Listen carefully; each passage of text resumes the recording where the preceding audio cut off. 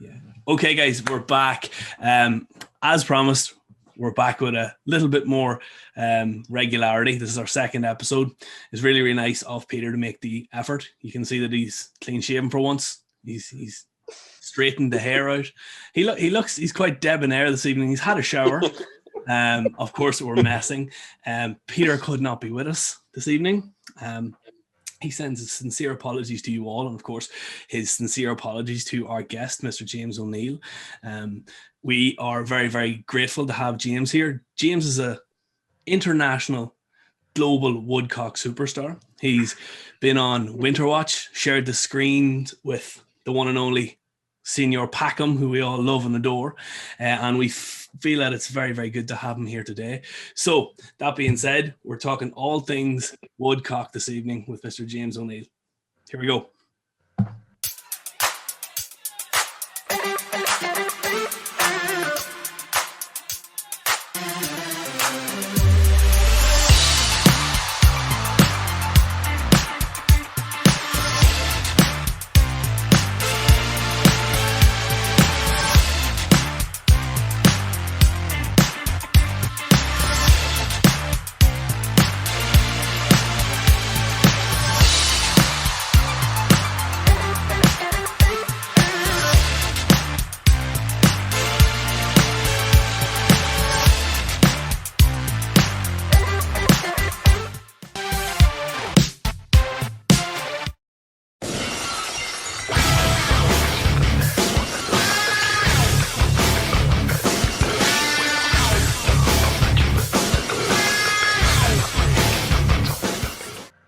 Okay, guys, welcome back.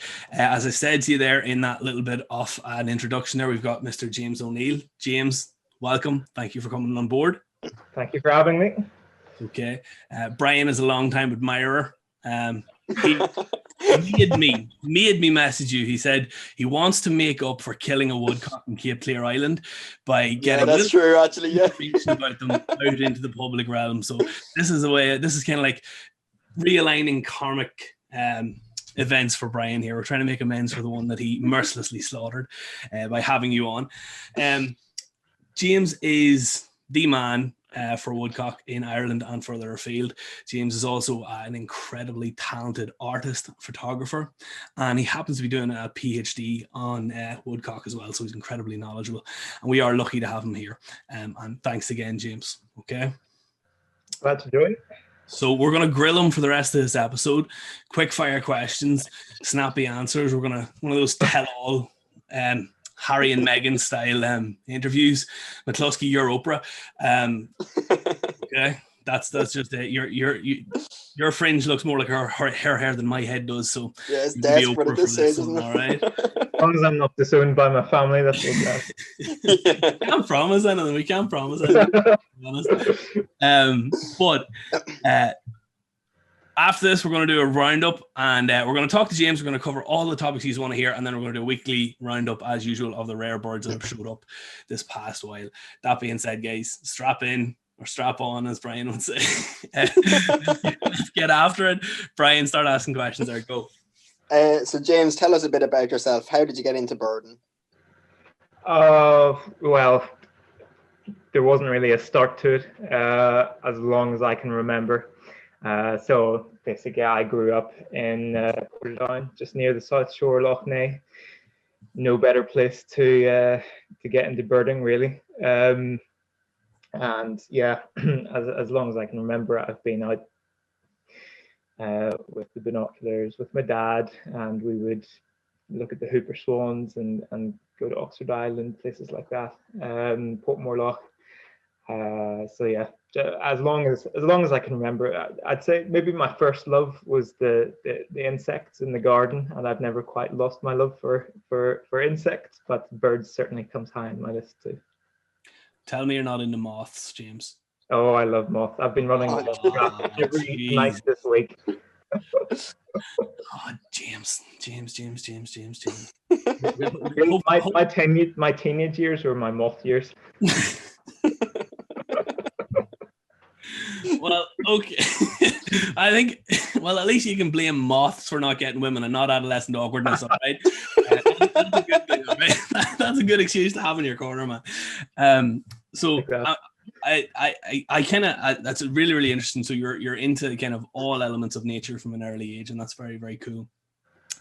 I would point out that the further north in Ireland you're from, the better birder you are, and that's just a known fact. Is that right, John? Yeah. Yeah, that's pretty much it. Like, you know, so James would be about here. I'm in around here. You've got McCluskey. Of course, discounting people like Neil Warnock and everybody who live way up on the coast, you know. So, I was going to say there, that's how kind of, we will discuss this a bit more, but you kind of allowed it's interesting, James, not just in terms of like your hobbies and stuff. You turned around and you sort of made a career out of your interest and your passion for wildlife, okay, and you're in the steps towards that, but you became a photographer and a really, really talented artist as well. That all of this kind of stemmed from your love of nature. And I'm sure we're going to kind of drill into that, and I really do want to know that, but I have to ask you, how was Winterwatch? Did you get to meet Packham? No, they don't. Sure, they don't send the big wigs way over here. I hear you can't actually see him if you look directly at him. He's like got this shroud around him, you know. He's just he's the ethereal character. Like, but in all seriousness, how was Winterwatch? If guys, for anyone who hasn't seen James's clip on Winterwatch, I'll leave a link to the episode. I believe it's on YouTube in the description below. But tell us about it. Was it cool? Was it good? It was certainly an experience. The Winterwatch team contacted me. They'd seen my content on Twitter, and they were interested in covering sort of my work on the Woodcock on Winterwatch. So I said, well, why not? Let's give it a go. And they sent a filmmaker who was visiting his family for Christmas in Dublin. And this filmmaker had never done anything to do with BBC Natural History. He really wanted to, and this was like his first opportunity to work with the Natural History Unit. So he came, and he had no idea what we were going to be doing. So I said, right, so we're going to be out all night looking for this bird. And he went, what?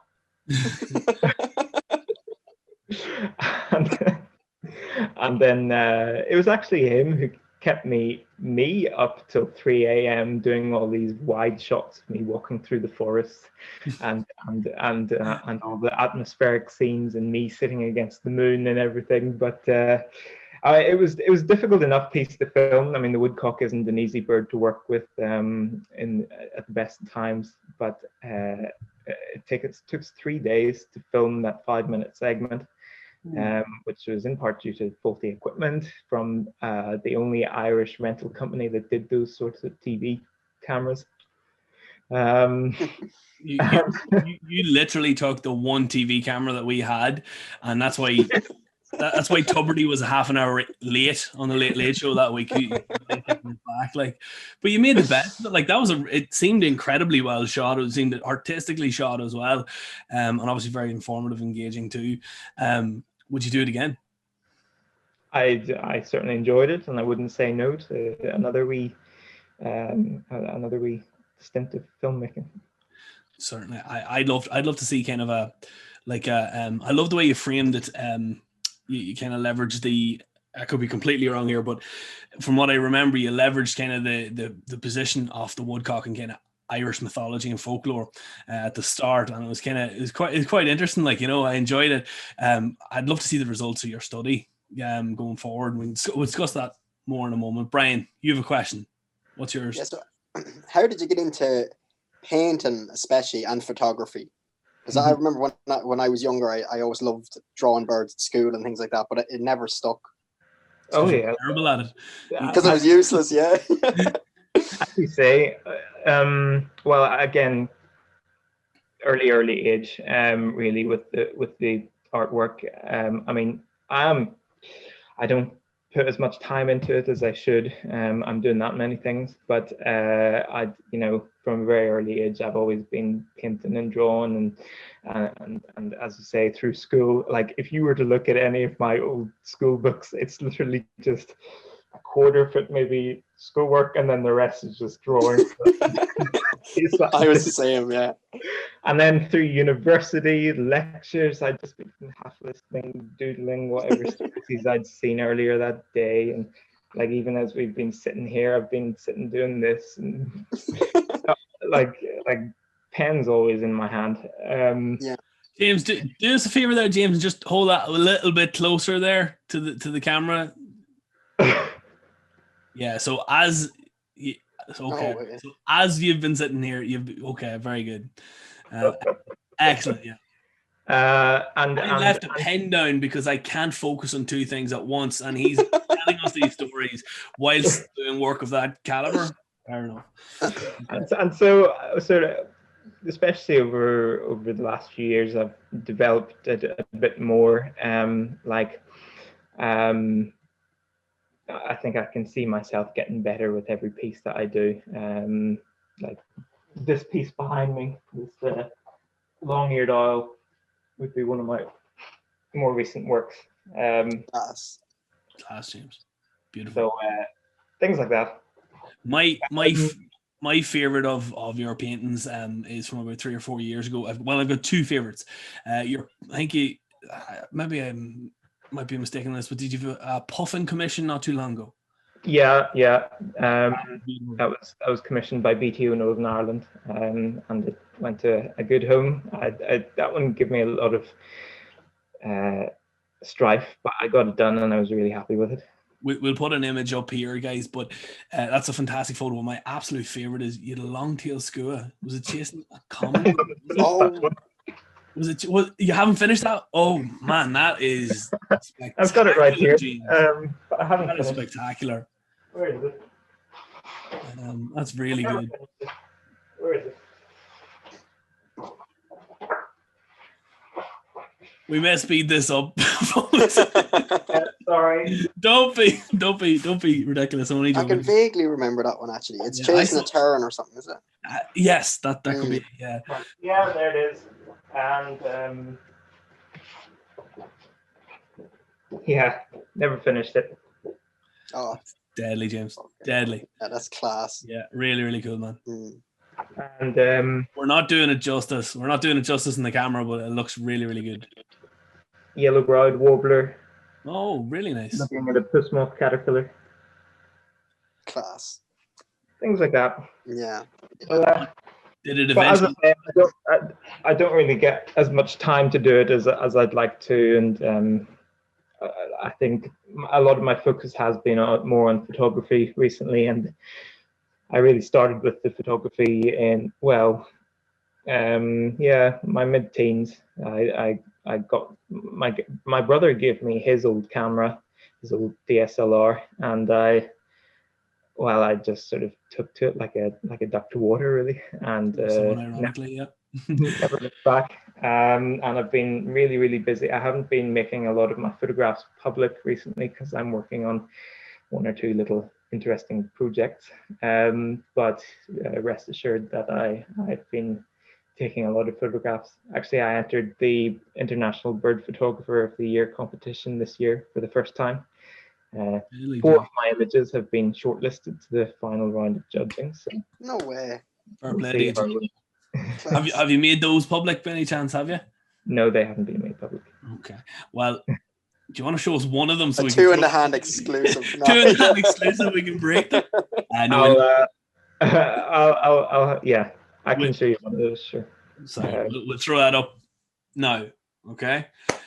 We're gonna come back to the photography, right? But you're Mr. Woodcock in Ireland, okay? So I'd like you to kind of tell us a little bit about your PhD and why Woodcock, James. Well, I suppose it really stemmed from the fact that I started training to ring birds back in 2015, and it was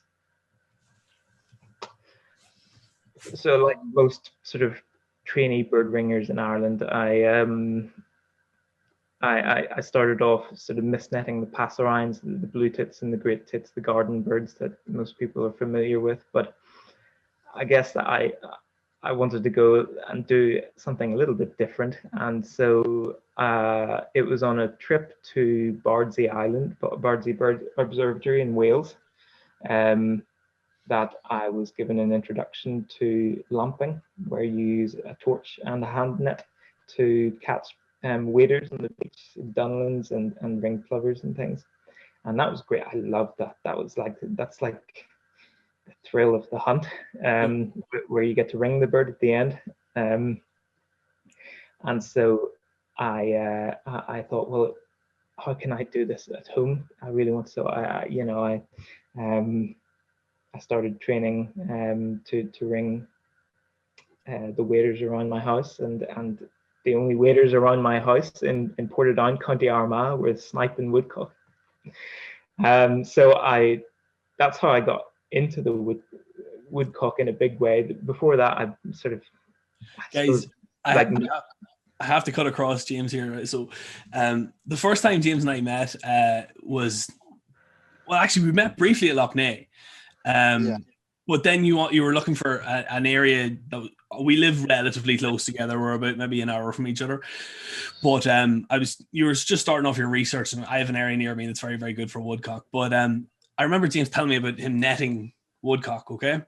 And having seen bird ringing before on a couple of occasions, I had assumed, like, you know, there was these extensive mist nets set up everywhere, right? And he actually runs around with like a butterfly net, essentially trying to catch these birds. And if you'd have told me that was the case, I wouldn't have believed you. Like, I just cannot imagine how that works. But I've seen footage. If I might plagiarize a little bit of footage here and roll it in. He's very good at it, sneaking up and flit. You know, it's actually very, very good. But that's how you catch them. I couldn't believe that. I actually couldn't believe that. I won't reveal too much about my methods. Okay. The woodcock lamper is secret, but yeah, essentially that's how you do it with a big butterfly. And because I'd been catching moths and butterflies all through my teenage years, sure, I was a natural. You develop that hand-eye coordination, yeah, of course. Exactly. Do you remember that first night we kind of met? We were watching. I think we had 3 or 4 rod and woodcock at that stage. It was just getting dark, and we were in the middle of nowhere, guys. And a rally car crashed on a road. Do you remember that? I remember that well. Yeah, we just heard this massive engine noise, and next thing, bang! And we looked around, and there's this rally car up on its roof in the middle of nowhere, completely random. James and I were like, "Yeah, this is a bit of a special place, like, you know." But I'll never forget that. That was me. Spring of 2019.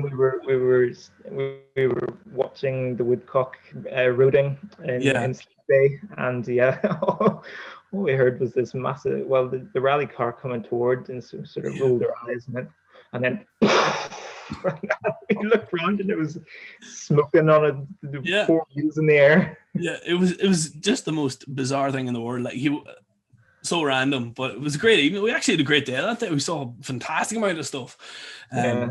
More hen harriers than the rest of my life combined. Yeah, really, yeah. It's a good spot, a great spot for that. We're keeping it quiet though. Don't tell anybody. Actually, would you get hen harriers around Lough Neagh? You probably would. The odd one in the winter. I can't say that you'd almost get more marsh harriers than hen harriers. I've got a nice series of photographs of a hen harrier that did the rounds around Lough Neagh a couple of winters ago, and it was the same bird I could see from sort of in its tail, and it was the same bird going round and round the loch. But I wouldn't say that there's any big roosts or big numbers there or anything. Okay. So basically, after training to ring in the woodcock, I got quite familiar with them because before that, I like most people, I probably wasn't. I maybe saw them once or twice in a year, and they were just like this little ginger bum disappearing through the trees. And certainly across most of Northern Ireland, they don't breed, so I'd had no experience of the rooting display in the spring. So it was quite a revelation to me that there were so many woodcock by night in the fields around my house. And that really developed on then. And when I was in my second year of my undergraduate in Queen's Belfast, I saw this advertisement from UCC saying that they were recruiting a PhD to study the woodcock in Ireland, and I went, God, that sounds really nice, but I'm just a wee undergraduate. I can't be doing that now. So it obviously went to a suitable candidate, and that was that. Until it was actually, I was out in County Monaghan, and I'd met up with a couple of hunters who were showing me their grounds for ringing woodcock, and I just asked, have you heard how this PhD is going in Cork? And they said, oh, I don't think it's running anymore. It's not there anymore. I thought, really? Okay. And launched it into my head. And then the next day I contacted UCC and I said, well, let's set up this woodcock project again. And we did, and here we are. Class, doing yeah. woodcock science.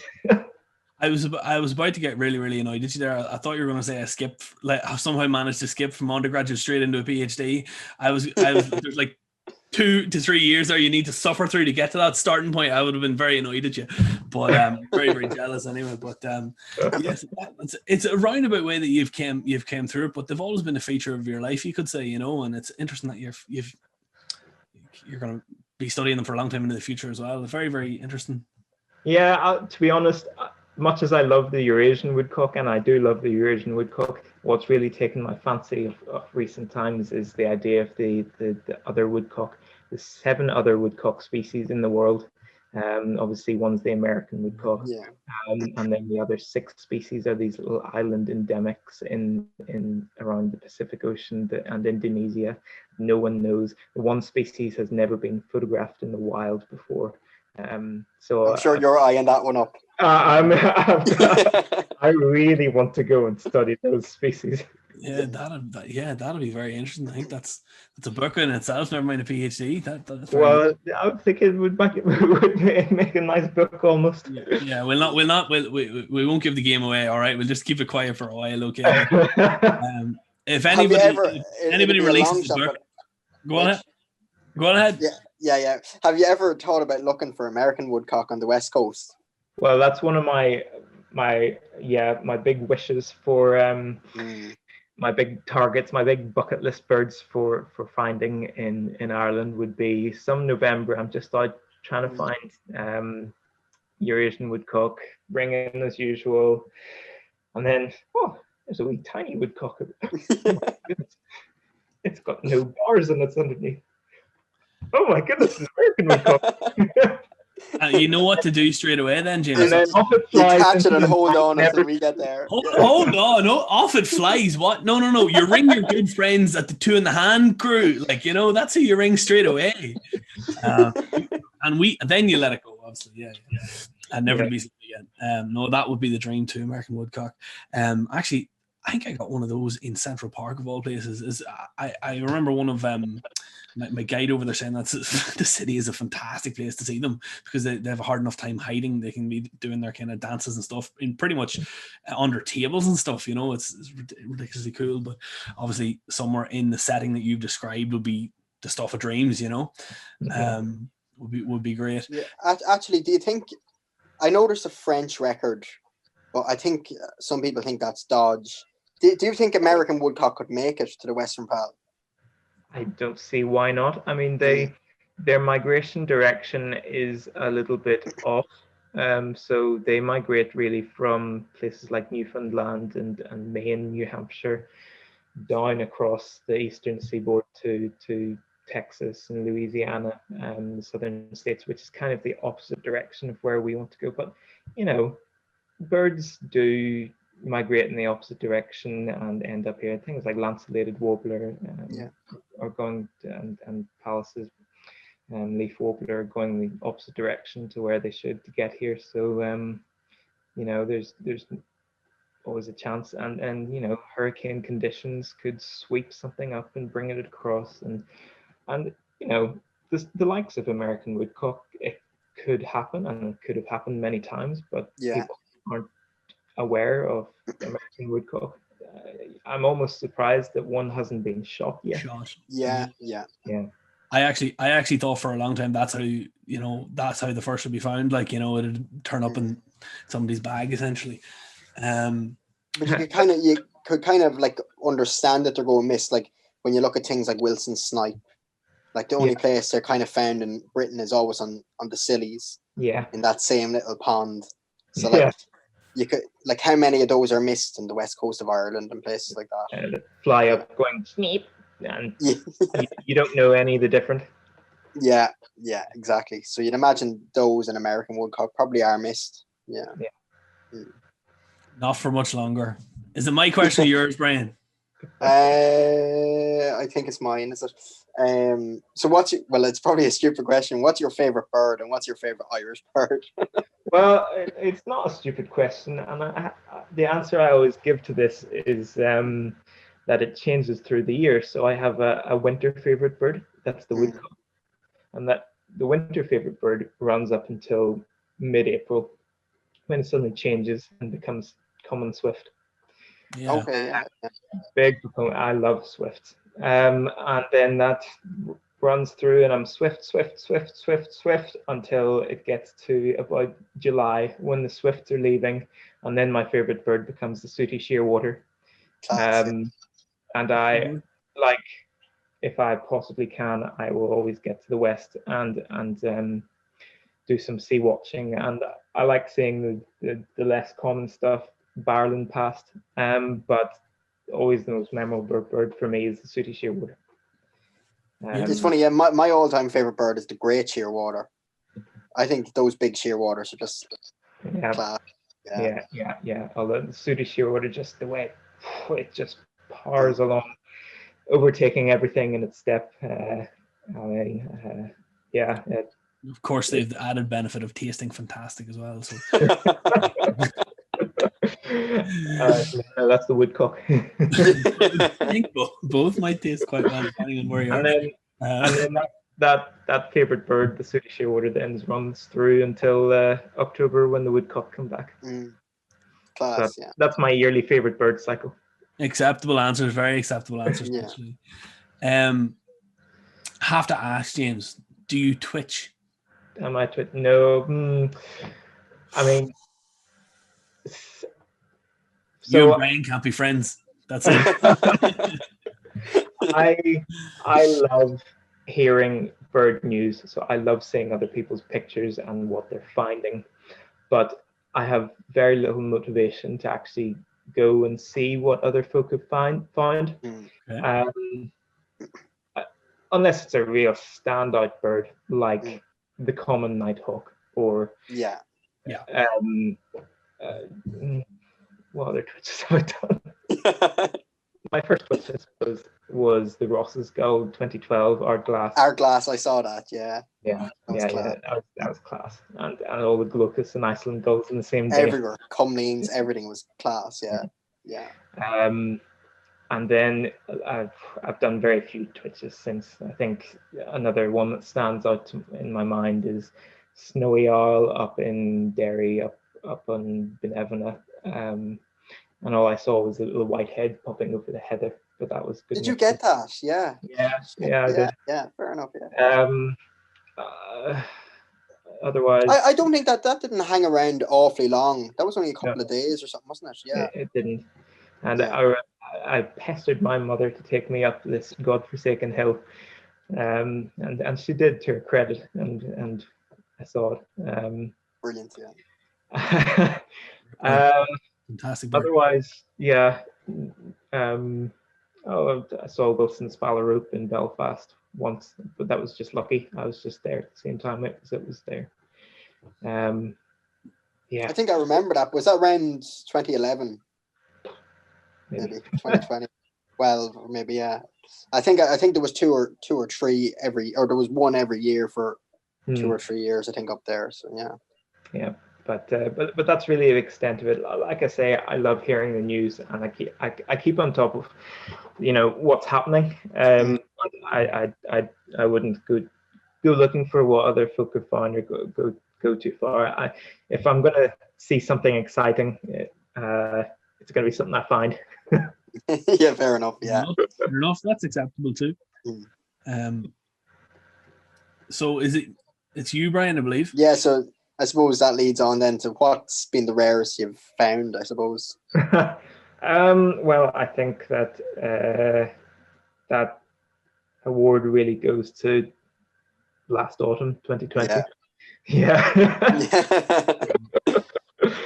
I had a good little wader run in autumn of 2020. That was pretty special, and it all happened at one site, just the one site, and that's Harbour View down near Kilbrittain in County Cork, close to where I'm living now.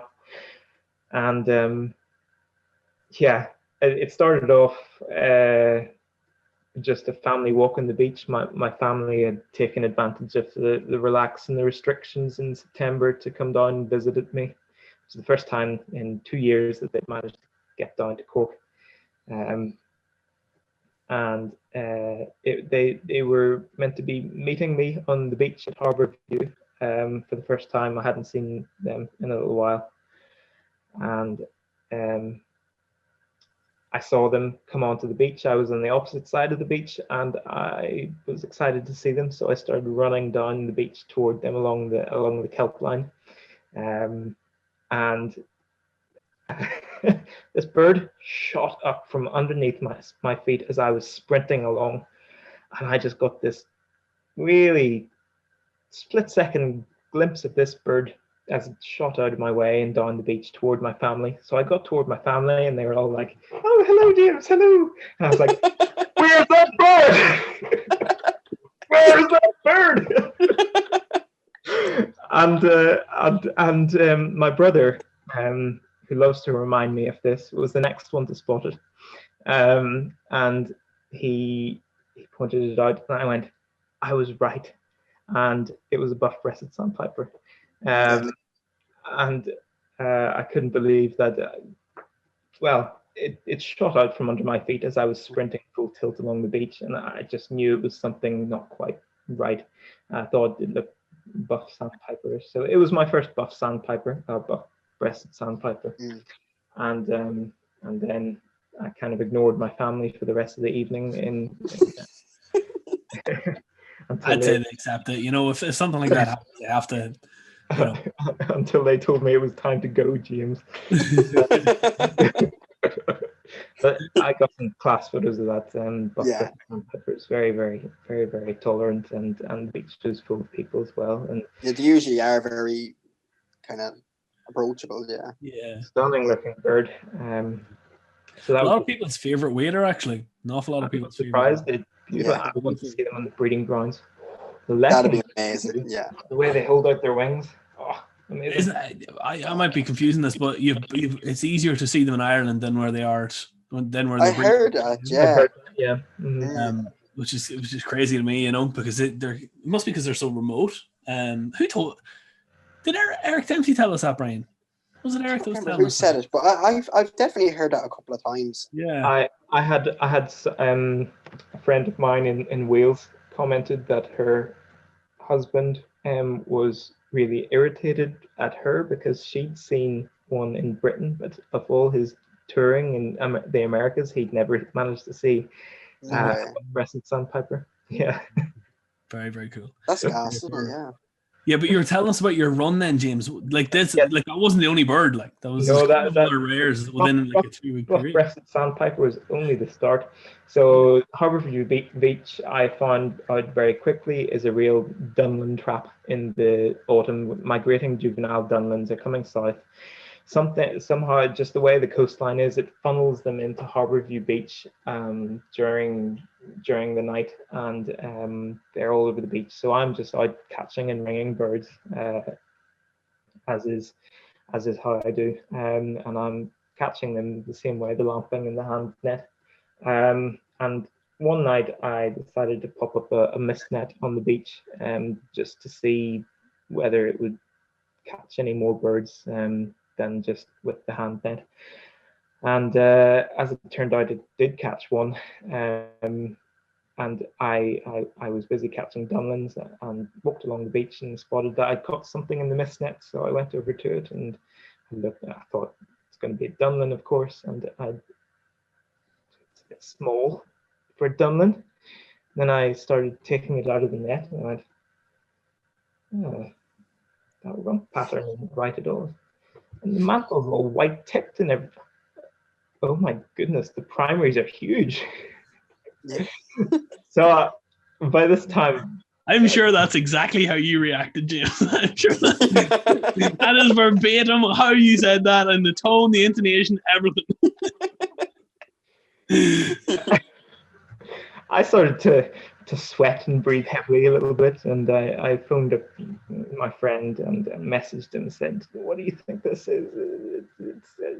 I don't have any ID books on me or anything," and I thought, well, the only two things it could be, after a bit of sort of sitting and thinking about it, the bird was in a bag, and after a couple of minutes of thinking, I thought, well, the only thing it could be would be birds or white rump, and it didn't have a white rump, so birds it was. And I rang the first bird sandpiper in Ireland. There probably hasn't been that many ringed in Europe, has there? No, there wouldn't be. No. I wonder, was that a first for Europe as well? I think it was maybe the 6th for you. Okay. Check that. 6th, Yeah, right, yeah. or something like that, and certainly the first in a while. And that was very, very exciting. And I was on my own that night. I spent a lot of my nights sort of alone.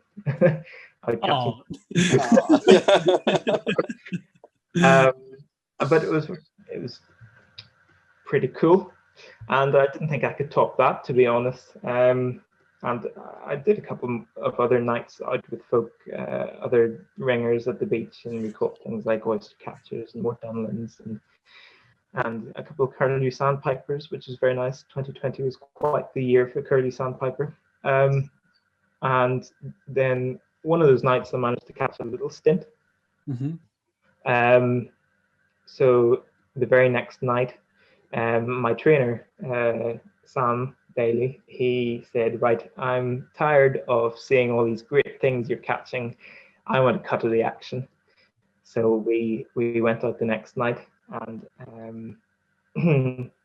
sort of we split the beach in half, and Sam went to commandeer one half of the beach, and I went to commandeer the other half. And Sam, when we met up again in the middle, Sam was very, very pleased that he'd caught the little stint that I'd previously ringed, and it was his first time seeing a little stint in the hand. And I then sort of held up the bird bag with my prize in it, and I went, well, I've got. And this little bird I had caught, and I thought it was a little stint at first, tiny little bird, and I thought it was a little stint, and I turned it over when I had it in the hand, and it had yellow legs, and I went,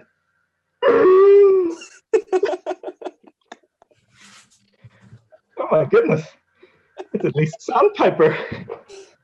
Fuck. So the rest of that night I was giggling, and I was just tittering all over the floor. That exclamation will be in the intro to this episode, James. That will be the opening. That will be the entire opening.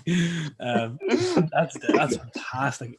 And on the way back then to the car with least sandpiper and a little stint in hand, I then flashed the torch round just before we went up to the car to ring the birds, and I spotted something tiny, and I went and caught the second little stint of the night, unringed, which was just another little cherry on top. So, and fascinating story, one of those little stints was seen 8 days later in the north of Spain, photographed by a very diligent photographer who saw the ring in this little bird and got the ring number for us from his photographs and recorded it, which is an amazing movement.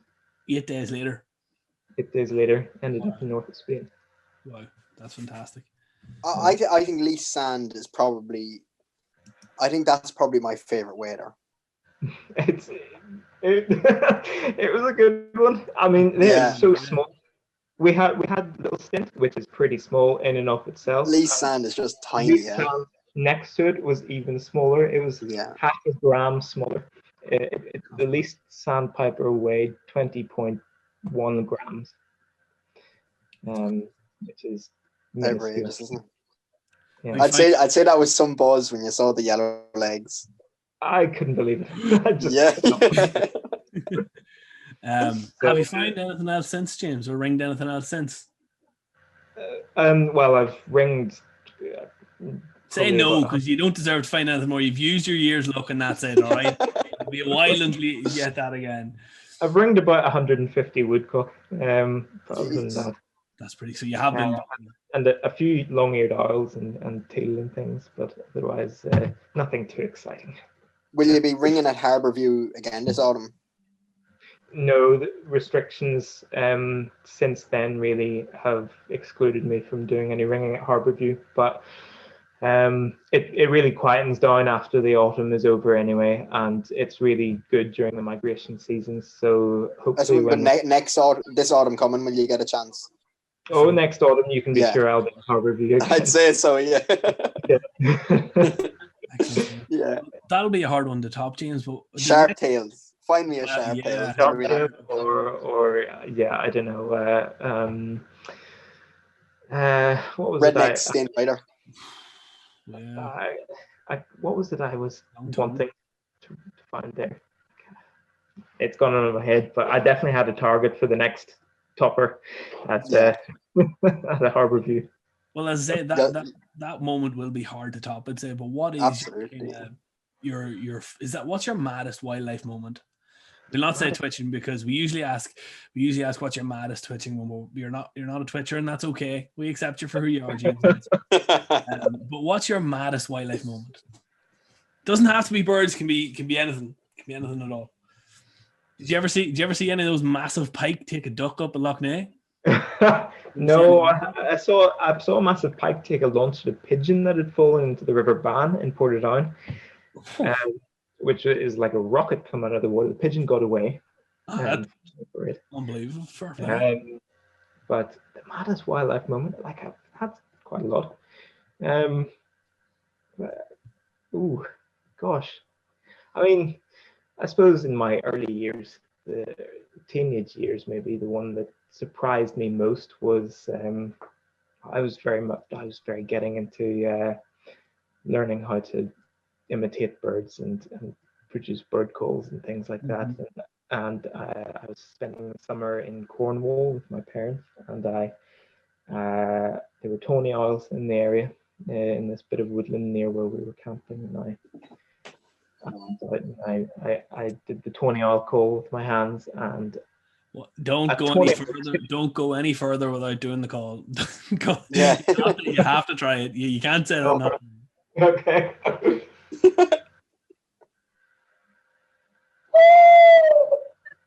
No.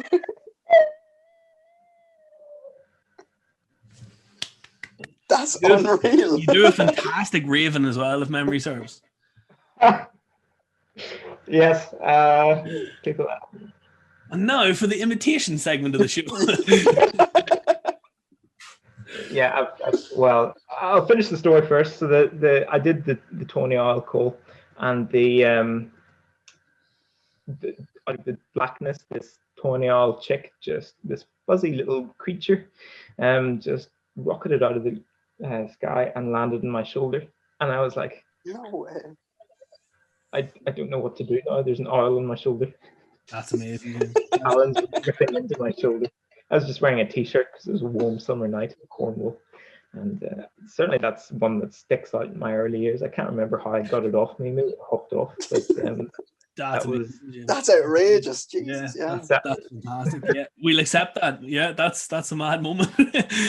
That's sure one of our best wildlife moments we've heard. Now that's deadly. I'm sure I could probably think of one or two others as well, but yeah, that's one that sticks out from early. So I think I'd be remiss if I didn't. So us at the Two in the Hand team have a resident mimic, so we do, James. Okay, yeah, and I think the gauntlet has been thrown. We'll do our best mimic each. You pick, it doesn't have to be Tanya. You pick your best, the one that you can do best. You go, and then Brian, you go. Okay, Brian has one word that he can do very, very well. Oh, right. Let me see. I don't want to do the start of it. I'm setting you up for you're putting me on the spot here. Yeah, go on, like, do it. Wing, wing.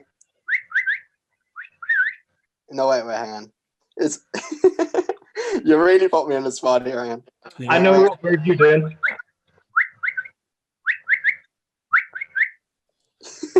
So that's quail. It may not be coming through in the microphone there because I'm hearing it breaking up myself, guys. But believe it or not, that's actually just that little like noise to do before. Yeah. I do you remember a couple of years ago there was a quail at Buckroney. Do you remember that? Yeah. Remember it was like right at the side of the road singing. That was the only time I've ever heard that little kind of like weird sound to do before the start. Yeah. It's deadly. Just on quail, myself and Cian Cardiff thought we had found, it's a pretty cool story, thought we had found a quail in Tecumseh. It was a reed warbler mimicking a quail song.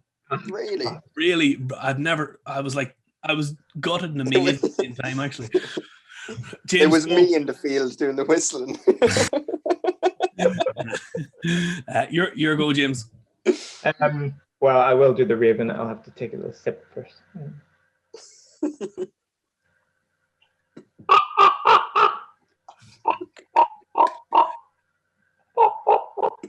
That's fantastic. That's fantastic, James. That is fantastic. Yeah. Look, I don't think I need to say it or it needs to be said, but we'll have a poll under the release of this episode and you guys can choose the winner. I'm leaning heavily towards James, but we'll put it up. So James, the master mimic O'Neill versus Brian, the quail McCluskey. All right. John, you lured me in there like to get me to do it first. Make an absolute show of myself.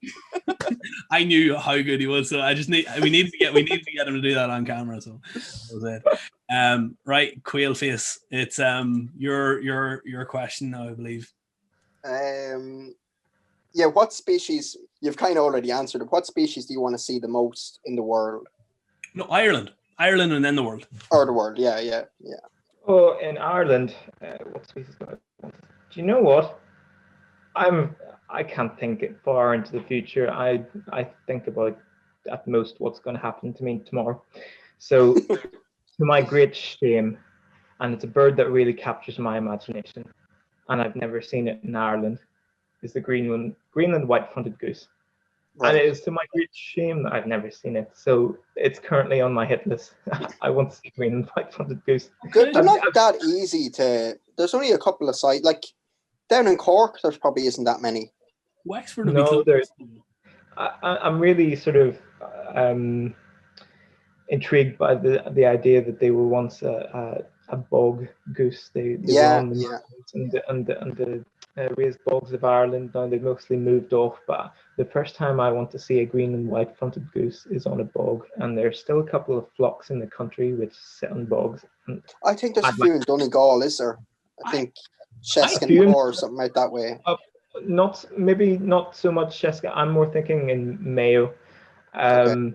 So yeah, that's how I'd like to pop my goose, Terry. I believe I could be wrong on this now, right? I could be wrong on this, but I believe Greenlands they still migrate over Monaghan. I'm 95% sure of that. But I'm fairly sure I had one in the Slieve Bay area. I can't remember who it was with, but we had a flock of them. And probably Joe Shannon, I'm not sure. But there was a flooded field. Was it you, Brian?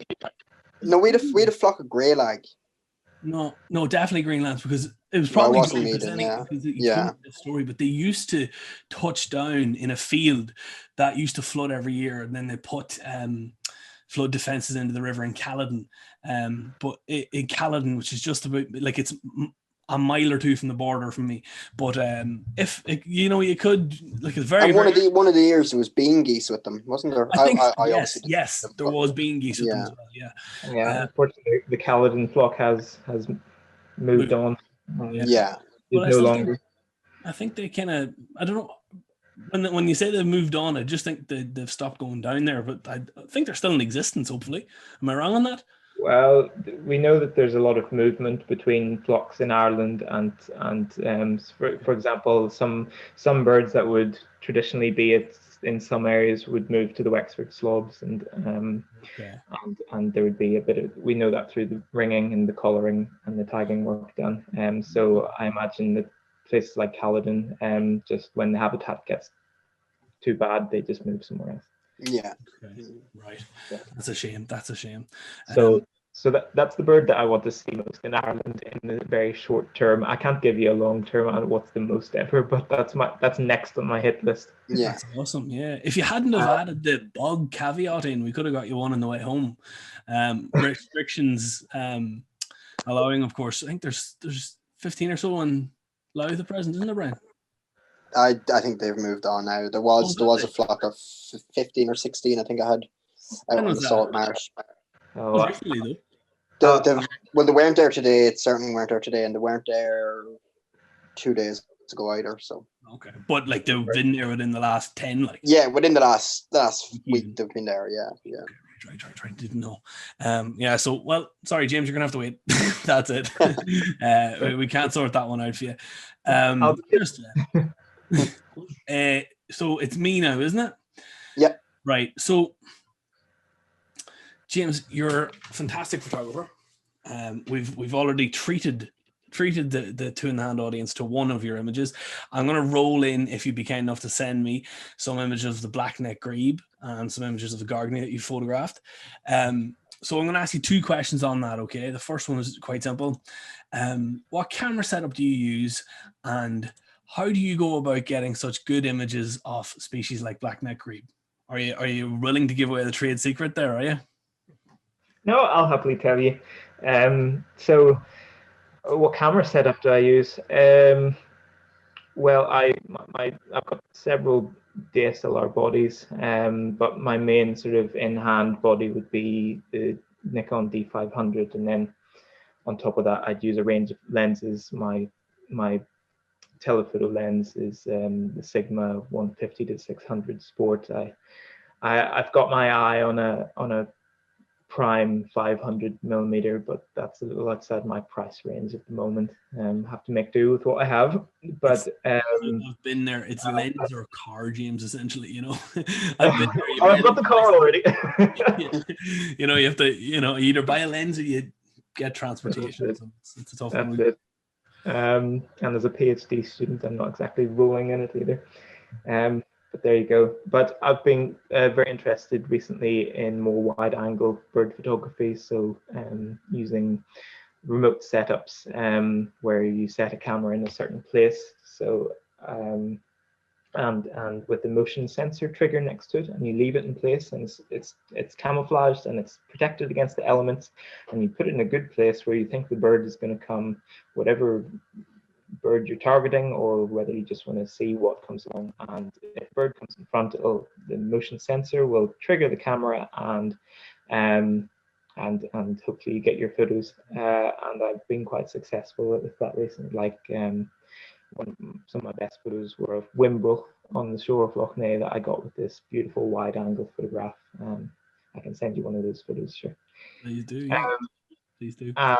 And but on top of that, the setup for photographing waterfowl on Loch Ness is not an easy place to work. Certainly not. No. For a photographer of birds, it's most of it's private ground, so you do have to know the landowners, and even then the birds themselves are shy, and the ground near the shore isn't easy. So if you want to get good images of waterfowl, ducks, birds in the water, really you have to get into their habitat with them. And so I came across this idea of a floating hide, and it's basically almost a raft, but with a hole in the middle. so that I can be inside it, and it's got a tent over it made of camouflage material. I made all this myself, and then it's got a mount on the inside for your camera. The lens sticks out through the camouflage.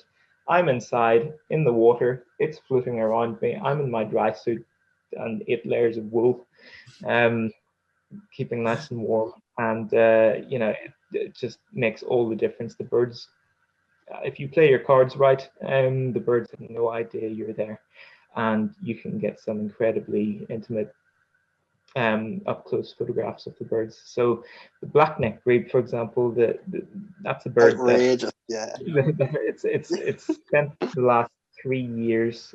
Well, this is its 3rd year on Lough Neagh.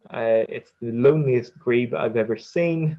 It spends its spring courting and trying to fight off the great crested grebes. And if you stand on the road back from the shore, you can hear it calling. You can, it's hard to miss when you know it's there. A beautiful bird as well. But I guess I photographed it totally back. I was targeting other species. I was looking for shoveler chicks and other breeding wildfowl, and just this little black-necked grebe popped up in front of me, and I went, oh, okay. Not a bad complaint. No. And the gargany as well, so things like, and all the other waterfowl I've been photographing in Lough Neagh, all for a little project that I'm working on. Maybe you'll come back and tell us about that project in the future. Well, okay. So Brian, it's your question, I do believe, isn't it? I think well, my last one was tell us the story of the least sands, but that's been done, yeah. Right. Done and dusted. Yeah. Okay. Well, I'll tell you what. Well, we're kind of moving on towards the end of the interview. We've got 2 questions left, James. We don't want to hold you here all night. You've been very, very gracious, and you've given us quite a bit of time, and we're very grateful for that. So we'll give you our last 2 questions, okay? And I'll take the reins on this one, Matowski. Is that okay? Because I have them in front of me. Yeah, great. You didn't get them down. It's not. I don't think I'm any better equipped to ask the question. I really don't. So the first one is just, can you tell us a little bit about some of the conservation projects that you're involved in? Okay. Is that general? It's a little bit general. Okay, we'll be more specific with the next one. Well, aside from the work that I'm doing with the Woodcock as my career, really, at the moment, I suppose a good plus side of the lockdown in 2020 was that I got a chance to be part of the lovely Southwest Lough Neagh curlew monitoring and conservation project, headed up by the Lough Neagh Landscape Partnership and Kendrew Cahoon. And that was fantastic, where we basically tried to find out as much as we could about the breeding curlews in the area. We ended up finding that there were 8 pairs, and we tried to conserve them. We stuck up electric fences around the nests to try keep out Mr. Foxy, and we watched them, and we eventually had to take some eggs into captivity because of emergency bog fires that were threatening to destroy the nests, and we raised them in captivity. And otherwise, my main job after the eggs hatched in the wild was watching the chicks and monitoring them, and eventually getting to see wild curlew chicks fledging and flying off into the sky with their fathers, which was pretty amazing. Cool. And that project's going ahead this year again. How many chicks did you fledge last year? In the wild, there were either 3 or 4 fledged. We weren't quite sure on that, but certainly at least 3, and then another 5 that we raised in captivity. So nice. Sadly, yeah. Effectively doubling the population. Well, exactly, essentially. Yeah, that's class. That's very good. And other than that, I would be certainly a big voice for swifts and getting swift boxes up, and keen on sort of encouraging people to get swift boxes conserving swifts and get excited about swifts. Yeah, fantastic bird. Actually, that's quite in decline as well. I'm lucky where I am. We have quite a big flock that come back every year. You could have. I don't. I'm terrible at estimating numbers, but more than 2 and less than 1 million every year. Quite a few of them come back anyway. And just we have a kind of little bit of construction in the area, and I mentioned to people about possibly putting up swift nest boxes, and it was kind of shut down a wee bit. As well as that, I noticed at times people were kind of covering up their guttering and stuff and doing away with nest sites. So it's one that I fear for the future mightn't be around for too much long, because I live quite urban. But I think it's such an easy one to do something about comparatively, just to other birds. So it's one we should maybe start pushing a wee bit more if we could. Yeah, get the finger out, James. Come on. No, I'm only joking. We'll move on to our last question, James, and this is kind of okay. So just to kind of frame it a little bit, you're doing your PhD on woodcock, which is a quarry species which is shot quite heavily in Ireland, I believe. Yeah. Okay, and you're also doing it on behalf of a hunting body. Am I right? Yes, the NRGC is a big supporter of the project. Yeah. So what are your kind of views on hunting and the relationship between hunters and conservation and birders? Because it's a situation that's very contentious. You can see loud voice shouting on both sides of the debate, screaming in some cases, and it's very, very hard to kind of find that middle ground. So as someone who is effectively treading that line for a career, I'd love to kind of have your opinions on that. Yeah, well, I mean, I haven't come from a shooting background. I obviously coming from a birding and a naturalist background. Sort of that, and the only things I heard about the shooting community were the bad things that everything that everyone was talking about, and so. I like to keep an open mind, and I was very excited, obviously, to work with the woodcock and at the same time get to work with the shooting community. And I very quickly learned that, just like any run of life, there's a wide spectrum of people, and I have to say that a lot of the shooting community that I've worked with are absolutely fantastic people, so keen, so enthusiastic. There are a lot of cowboys out there, and no one will deny that.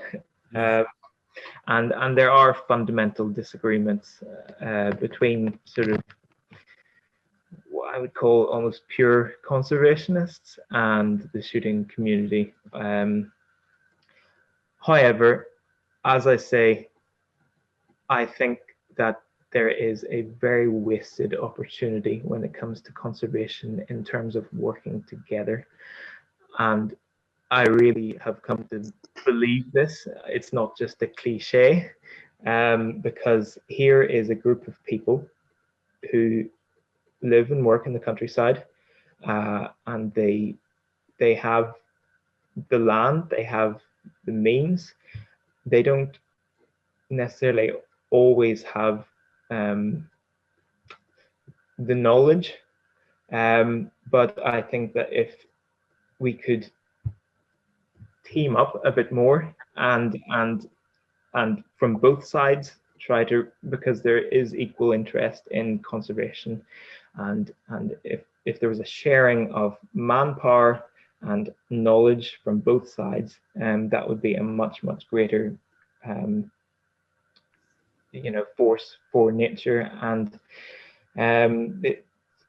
not just for active conservation work, but also policy as well, and lobbying the government, because as we know, the Irish government is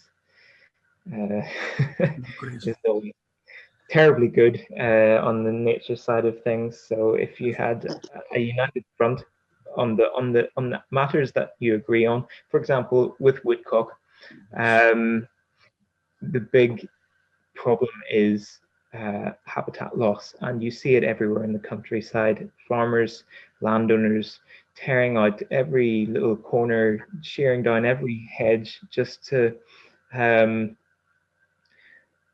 avail of the basic farm payment.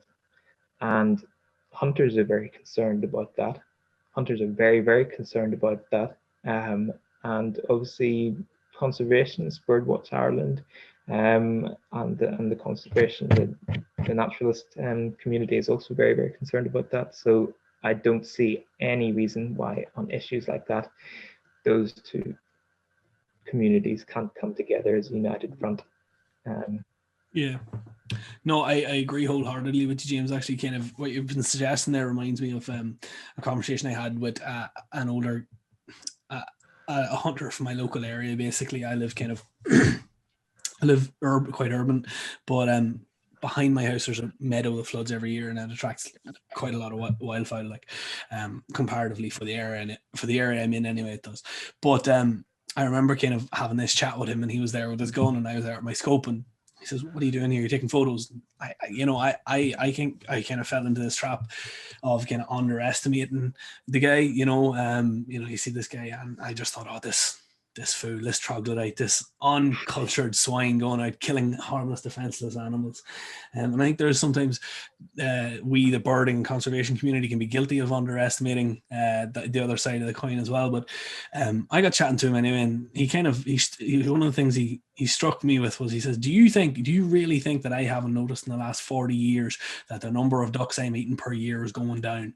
Do you not think I realize that there's an issue here? Like, and that kind of struck with me, and it resonated with me. And as you say, there are two communities here, and they're really, I know the general public do have an interest, and it'd be remiss of me not to mention that they do, but there are two communities that are acutely concerned with the environment and conservation and the sheer number of birds that are around. And for us to be kind of diametrically opposed on other sides of the debate plays really into the hands of the government and policymakers who are neglecting this for the most part, or who are the bigger players in this kind of desolation of our environment. But if we can align under one kind of banner and work together, I think that's where we would see the bigger, more positive impact. To reiterate almost verbatim what James said, essentially. But yeah, so I think you've got a great point there, and I feel exactly the same. James, thank you very, very much. I've been captivated. I hope you haven't given away too many of your secrets and too many of your tips of the trade. Plenty more. Before that's the boy. Before we go, Brian, can you give us a 3 or 4 or 5 minute roundup of the most rare birds? Yeah, well, I suppose for the viewers, you're prepared this week, aren't you? Because you weren't prepared last week. Promise me you'd go home and prepare. Like, well, I suppose the highlights in Britain were the lockdown lifted, so a lot of people got to see the northern mockingbird, which was widely twitched, and quite a few people did the double in the same day, where they went down to, I think it's Newquay, it's called, down in Cornwall, for the American herring gull. I suppose American herring gull we kind of nearly take for granted in Ireland, but in Britain it's a much, much rarer bird. So that's probably the rarest that have turned up in Britain, or that have been twitched in Britain. In Ireland, here locally. Yeah, in Ireland, I think Cian Cardiff was the man at the moment. He cleaned up in County Wexford. I think 3 days in a row he had a national rarity every day. So he first dug out an exceptional find, Caspian gull, but a flyover first winter, top class find. I personally think they're a dirt bird now. They've been ruined. Why, is that because I found one? Yeah, pretty much. Yeah, but it was just a really skillful find just to firstly pick it up, then to get the shots, and then to nail it beyond doubt. And he rang me, and he said that he thought he had a Caspian gull, and I was just thinking, yeah, catching it up on me. Within the month, within 2 months, pretty much. Yeah, I enjoyed that 2 months having it over him. But then the next day, then he had a flyover Bonaparte skull, which he nailed with shots as well. So that relocated. Then the next day, Brian Haslam picked it up. Then the next day, and they got lovely views of it. And it turns out to be the Wexford Harbour bird that Killian Maloney found. and he topped it up with. He topped it off on the third day, then with a red rum swallow. Yeah, which is a serious run of birds. Yeah, but I think he's used his luck up. That's the end of it for the rest of the year now. I don't think. But the funny thing with him is it won't be. No, razor sharp. Razor sharp. Okay. Topper. Maybe he'll come on someday and tell us about them, Brian. Would he? Do you think he'd be up for that? I'd say he'd be up for it. Yeah. All right, we'll see what we can do. Yeah. Get him on, see what he can do. He's a lot to live up to. I don't think Tony out has ever landed on Cian Cardiff's shoulder. I really don't. I think perhaps a seagull stole a chip out of his mouth, but that's about the height of it. And if you chewed your food properly, that wouldn't happen, Cian. Anyway, folks, we're going to wrap it up there. James, really enjoyed that. Thank you very, very much for coming on. We'll hopefully have you back in the not too distant future to tell us about some of those other projects that are coming. And thank you very, very much. And we leave it there, guys, and we'll see you on the flip side. We'll not put a time on it. Take care, guys. Bye-bye. Thanks, James. Cheers. Bye.